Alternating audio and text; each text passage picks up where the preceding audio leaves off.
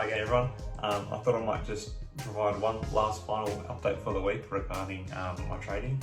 So last night on New York Stock Exchange, my two main stocks I was looking at were Workhorse and Wish, and I've sort of covered that before. That Workhorse, I had that existing position that's really sort of come to life with the meme stock rallies, and the other one was Wish. I moved into overnight, hoping to capture that same sort of movement because it had been performing quite well. So I'll start with Wish very quickly. So my position, I'm still holding it. Felt a bit of a pinch yesterday. Wish it's finished a bit lower, so that's a little bit unfortunate. But I still continue to have some success with Workhorse. So Workhorse jumped out of the blocks. It got up to around the 1550, 1560 mark at opening trade, but then it sort of slowly filtered down and it finished off at around, it didn't finish, but within about half an hour, it was sitting around the 15 and occasionally dropping just below the $15 mark. So again, that $15 level of resistance was holding strong. And this is when I rebought back into Workhorse at around, I think it was $15.11 I paid. And I sort of just sat on it and stuff didn't kind of happen. And here in Australia, it's getting quite late and I was very tired. So I actually went to sleep and I put on that I'd sell the shares if they got to 16, I think 1606 or 1607 I set it at. And then not long after I'd fallen asleep, they had shot up. They got to an intraday high of I think 1616, and so the sale executed. And I did wake up just before the close of market just to check on how things were going, and I actually just rebought back into Workhorse at the end, buying an even bigger position, putting those profits back in. So I'm taking more of the available stock off the market. That's my plan. I'm still accruing it. So what's really good is from when I started getting back on the Workhorse this week, I've I think I've increased my holding by about 25%, like in terms of the actual number of stocks that I hold. So I've still got faith in it. I was doing a little bit of just checking over, so like numbers for the week and that. So interestingly, if you look at the last 5 days, Workhorse has generally actually trended up most days, except for I think one day it did drop off. Yeah, so it finished lower one day. So it's been a pretty stable week. So Monday it closed at 1394. Tuesday it was 1558. Wednesday got to the week high close of 1690, and then Thursday we had that big sort of drop. So it gave back a lot of the gains and it closed off at 1506. Still though, over a dollar higher than it had started the week. And then yesterday it finished off at 1553. So I think that point of resistance is sort of being pushed up now. So it's now looking at that 1550 point. So that's all good news. I thought it might also be worth talking a little bit why I'm still quite keen on the Workhorse stock price. So a lot of people, they talk about, they don't make much revenue, they're running at a loss. And they also talk about how they lost that US Postal Service contract to Oshkosh. So there is like a bit of stuff still going on, and Workhorse may still actually have quite a bit of a profitable future. And I think what the market is looking for, we're just looking for some event to act as a catalyst. Now I can kind of foresee a few minor things happening, but just have a look at it. So firstly, Workhorse does have sales in the pipeline. They announced that, earlier in the year they said that they were planning to make 1,800 vehicles only this year, and they picked up an order for 6,500 at the very start of the year, which they are going to start delivering from the 1st of July, and that order is going to go until I think 2026. It's going to take them to fulfill that order. But that's not just the rate that the company wants to accrue these vans. They don't want them all in one hit. They want to just one at a time or a few at a time. And so they are doing some sales, and you are going to start seeing more revenue coming into them. So there could be some events of announcements of them making more sales to other smaller delivery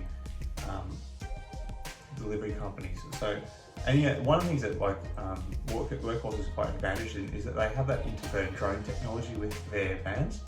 So they are in the field. They are I think they were the first to market in the delivery vehicle field, and they also are probably the most advanced as well. The Amazon, partly owned Amazon Riven or Riven, I'm not sure how you pronounce it, could be the most comparable vehicle on the market to them.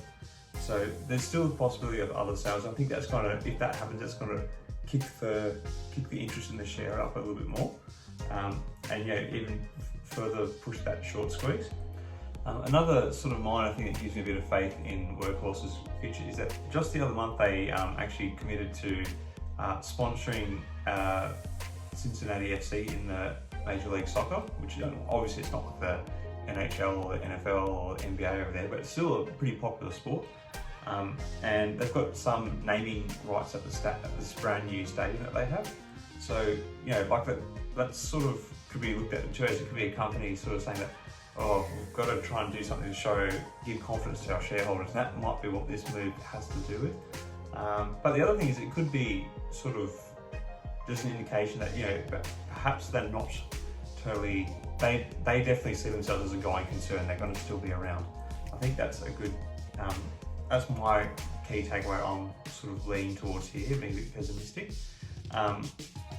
And it's a multi-year sponsorship too, so that's important. Okay, and finally, the last thing I'd kind of sort of worth mentioning is if you dig a little bit deeper and you look into the whole US Postal Service contract, it's not actually 100% decided. So all that's been decided so far is some initial funding for research and design for an electric vehicle, and that was what was given to Oshkosh, who has a long history of fighting government vehicles, particularly to the military.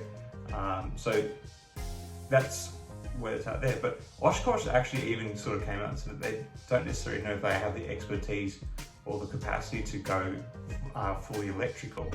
Okay, and that's quite an important point, because it has come out that what they are proposing for the US Postal Service is to have a fleet that may be about 10% EV, and that actually sort of falls out of line with what the Biden administration wants, which is to basically electrify everything that's government owned. And what's interesting is the timing of all these events. So Oshkosh got given the contract not long after Biden had made this announcement that they want to push a lot of EVs through the government system in his very early days. And what it might have been is like some sort of vindictive pro-Trump supporter just trying to like scuttle his plans to make it work. Oh, you couldn't get all EVs because first contract awarded under your presidency is to a company that's going to go mainly with an oil-fueled vehicle. So anyway, I don't think the US Postal Service contract is totally decided, and they can still back out of that with maybe just having to pay the final costs of that part of the contract, of the design component. And there are a number of particularly Democrat politicians who want to have a view of the contract and what was decided, because what's interesting is this actually should be available for public record, but it isn't. And this is one of the things that Workhorse has been challenging, is they want to see what's been going on with the contract, because I think that they probably think that that's still kind of alive, at least to get part of this contract awarded to them.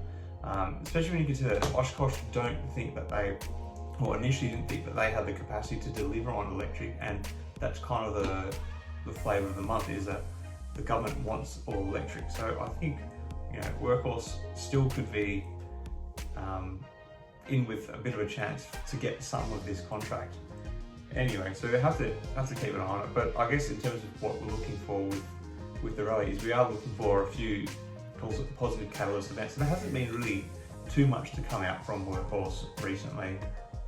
So I guess there's nothing to say that they're totally folding, and there's nothing to say that they've got this bright future. So we're kind of in limbo. So yeah, hopefully the stock continues to rally a bit more. I still actually have a bit of faith in the company. I think they've got a place, and it sounds like they have potentially the best technology in their field, so in their particular niche of electric vehicles. So, you know, let's keep riding this horse to the moon. Alright guys, have a great weekend. See you later on.